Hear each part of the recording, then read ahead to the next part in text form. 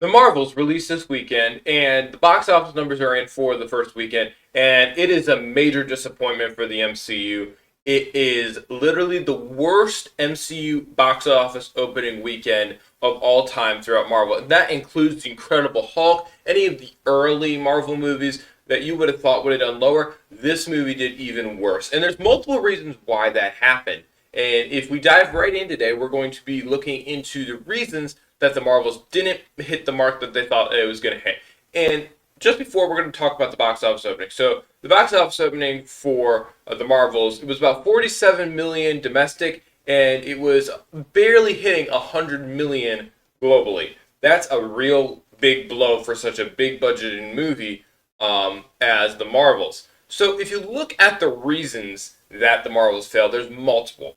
And a lot of people knew these going into the movie that this was going to be a problem for this film. And the first problem is just Brie Larson's performance. As Captain Marvel and Carol Danvers, she's not exactly the best character. She doesn't really act. Her acting isn't the best. We saw this in Captain Marvel, the first one.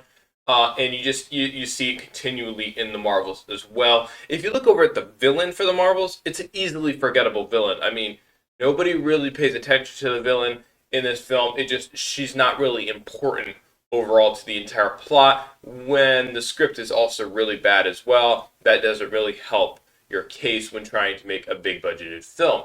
And since you don't have really good script and a good villain, there's no real stakes. I mean, it just felt like a filler movie. I mean, for many people, there were a couple of moments where there were some big surprises, some big cameos, but anybody could watch a YouTube video or look on social media and figure out about those and not have to go watch this movie.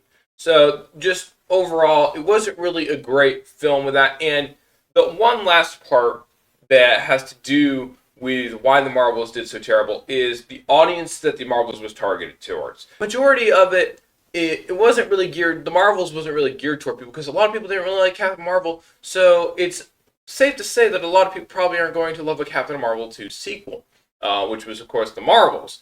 So the audience just wasn't really into it. So a lot of people would have turned off watching this movie even before it was announced because they really didn't like the first one. So Marvel going with the Marvels, I mean, it may help set up their future plans for Avengers King Dynasty and Avengers Secret Wars. But overall, it just really wasn't resonating with audiences, especially when Loki Season 2 Episode 6 was released on the same day, and it's infinitely better. I mean, you have the conclusion to a character that's been in the MCU for a long time and gone through being a villain, an anti-hero, and a hero, and you have that 1 hour of cinema, pure cinema, that is free for you on Disney Plus if you subscribe to Disney Plus, that anyone could watch. And social media was buzzing about that all weekend long because people really were excited about it, that the Marvels just didn't get the social media attention that it needed. So some people probably don't even know that it's out.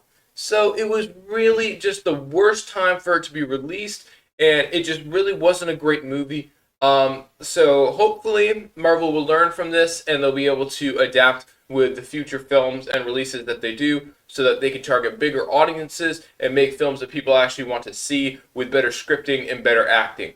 Let me know in the comments if you've seen the Marvels and what you thought about it, and we can discuss that with you in the comments. Thank you and have a good rest of your day. No, not again!